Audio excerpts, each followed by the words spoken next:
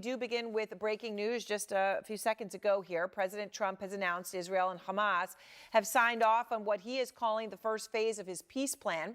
Trump making the announcement on his own social media site, writing in part, quote, "This means that all of the hostages will be released very soon, and Israel will withdraw their troops to an agreed upon line as the first steps toward a strong, durable, and everlasting peace."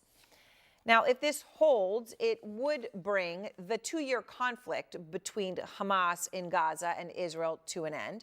Kristen Holmes is out front live outside the White House, and Jeremy Diamond is in Tel Aviv live for us early in these hours of Thursday morning. I want to start with you, Kristen. What are you learning?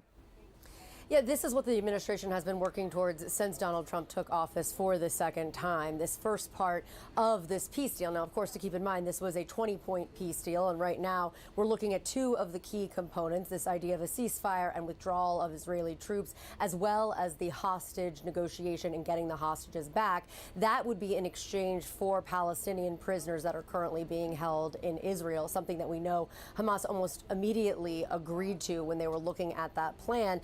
But we also know that Hamas has a number of other sticking points, as does Israel. Things that were listed in this peace plan included things like Palestinian statehood, which the Israeli prime minister has said is an absolute red line. But clearly, this is the first phase of all of this, and it is something that his team has been working on. It comes nearly 2 hours after we saw Marco Rubio, the Secretary of State, walk into a room where President Trump was doing sort of a panel, talking to various cabinet officials about Antifa, and handed him a note that said, "We're very close, and we need you to look at a Truth Social or draft a Truth Social so you can be the first one to announce it." Clearly, President Trump was the first one to announce it, and this is something that both sides wanted. We didn't hear it from Israel. We didn't hear it from Hamas. All we heard was from President Trump putting it out there. So what exactly this looks like? Well, there's still going to be a lot of questions. We know there are roughly 20 living hostages. We also know they're going to be returning the dead hostages as well.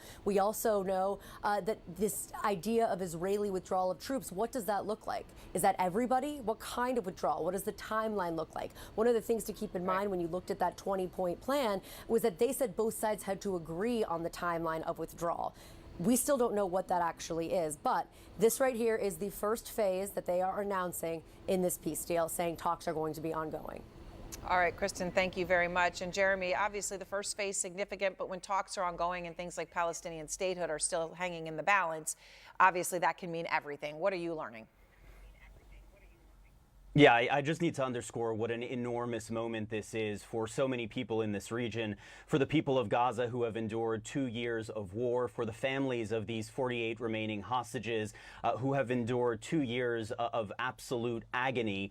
This is a watershed moment. President Trump announcing that the first phase of this plan will indeed move forward, and that means the release of all of these hostages, an initial withdrawal of Israeli troops within the Gaza Strip, and ultimately, what we have to think and believe based off of the president's tweet is that Hamas may have received some assurances about this actually leading to an end of the war. Every single source that I've been speaking with over the course of the last week has emphasized that the only scenario in which Hamas would actually agree to give up, to release these 48 hostages, without a total agreement on this 20-point plan would be if they received some kinds of assurances from the United States, from the mediating countries, that these negotiations that will follow the implementation of this first phase of this agreement, that they will actually lead to an end of this 2-year war. And so we're already getting reports of celebratory gunfire in Gaza. The Hostages and Missing Families Forum